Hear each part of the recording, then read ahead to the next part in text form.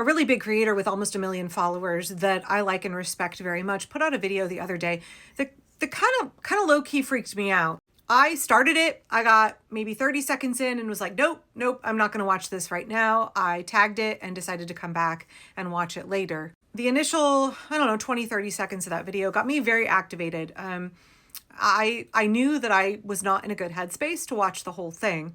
But I also really respect this creator, and although sometimes he's a little bit doomery for me, I think that he has a lot of good takes. And so I decided I would come back and watch it today. And I have some thoughts. I actually have a lot of thoughts about what he had to say.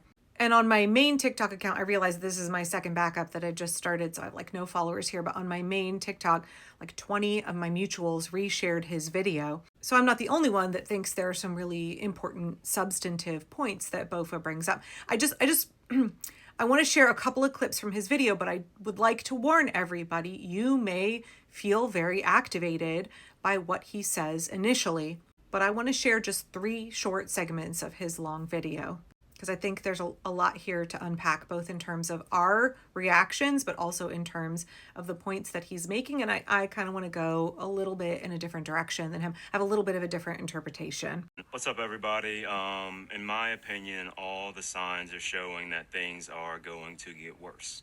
I don't get on here to fearmonger, but I also can't get on here and like sugarcoat or hold your hands. I feel like we over celebrate the W's we've gotten this year as a coping mechanism to help us sit with the L's that are still very much in front of us. ICE is still going around the country attacking people. Okay, let's take a break right there, right? Obviously, if you just watch what he has to say there, it feels pretty dark.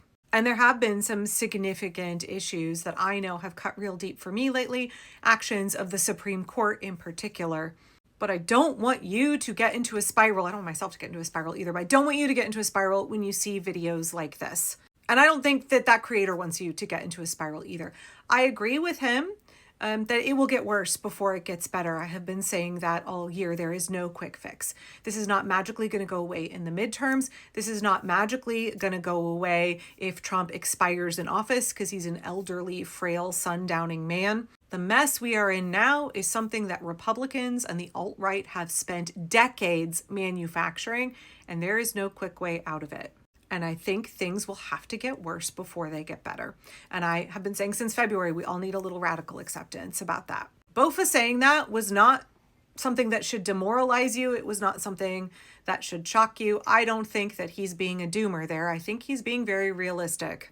But then he went on to say that we over-celebrate our wins to compensate for our losses. And I'm going to gently disagree with that. I think that we need to celebrate every single win. Every time we win against a fascist regime, every time we hold the line, every time we push them back, that is worth celebrating. Both for our own endurance, but also because it's really important that we counter the propaganda of the regime with truth. We are being flooded on a daily basis. Right, way back in January, Steve Bannon, Donald Trump's right-hand man and Jeffrey Epstein's image revamper, he said that he wanted a shock and awe, a flood the zone campaign. This is very much a straight out of the Ministry of Propaganda from the Third Reich technique. It is to flood you with all of this information, disinformation, making you believe that they are all powerful, that everything they want to do, they will be able to accomplish, that they are super strong and successful, they are inevitable, and you cannot stop them. They overplay their wins and they gloss over their losses. As I have said from day one, this is a psychological war as much as anything. The propaganda is meant to get you to give up, to believe that they're so big and powerful and you're so teeny tiny that you can't do anything to stop them. Because they know if you keep fighting, they can't win. They know if we keep organizing and resisting and we keep building our collective power as the American people, they can't win. They are desperate to get you to give up, to lay down and comply, because they can't actually stop you. They rely on you stopping yourself. And part of us making sure that we don't psych ourselves out, we don't let the propaganda of the regime work on us, is that we must celebrate our wins. I am not about minimizing the severity of the situation that we're in. I was somebody who was screaming in January about when are we having a general strike? Like, this is a big deal. This is fascism. It's here. We need big moves. We need the people to come together, right?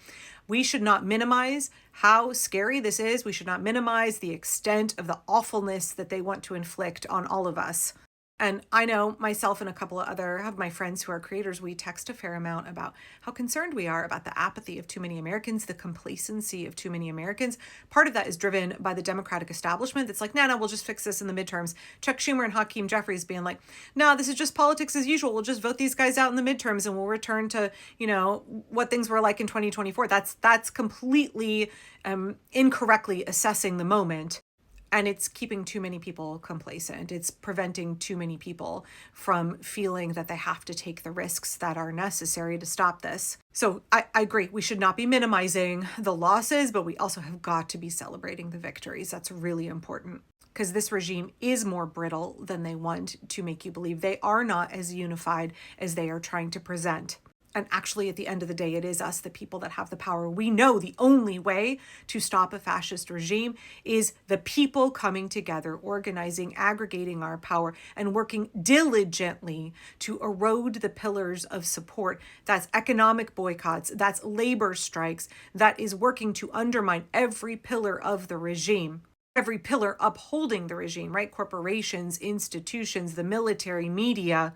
That is living your life, where everything that you do right now at this moment in history, this next several months and years that we're going through, because it is going to take years, every action that you take must be a form of resistance. It must be, at the bare minimum, non-compliance with fascism. We must refuse to be compliant. Everybody must be involved in refusing to comply and refusing to lay down, and as many of us as possible organizing to push back. Because we are in this period of an extinction burst, the regime is slipping in so many ways. They're losing their grasp on power. They're weakening. They're being defeated in many ways. They're going to become more extreme. So Bofa's correct. It will get worse. They will be more brutal. They will try as hard as they possibly can to crack down. It will get much more extreme from their end because they are desperate. Let's move on to the next clip really quick. Yesterday, I was researching how Putin came into power. Let them tell it was through democratic processes, yada, yada, yada. But they said one of the ways where he stayed in power, I think it was, since 2001 maybe, is when he became like the guy. But one of the first things he did to consolidate power, things that really helped him, state-controlled media. He arrested oligarchs that didn't just keep their money and stay out of politics, the ones that wanted to still be political. He literally arrested them and nationalized their businesses. This is not a game, people. Precisely. We know that so much of corporate legacy media was already controlled by billionaires, already controlled by the oligarchy, and so much of it was already in the pocket of Donald Trump. We've watched CNN and other major network news normalize, sane-wash Donald Trump, platform Donald Trump, normalize the alt-right in this country for more than a decade. Like I said, this was something that we have spent decades digging ourselves into. It's going to take a long time to dig out. And Donald Trump has been threatening, shaking down the media left and right. And we're watching so many corporations fold like fucking lawn chairs. You could argue about whether or not they were ever interested in resisting fascism, but they have done the math and they think that they stand to make more money because corporations care about money above all else.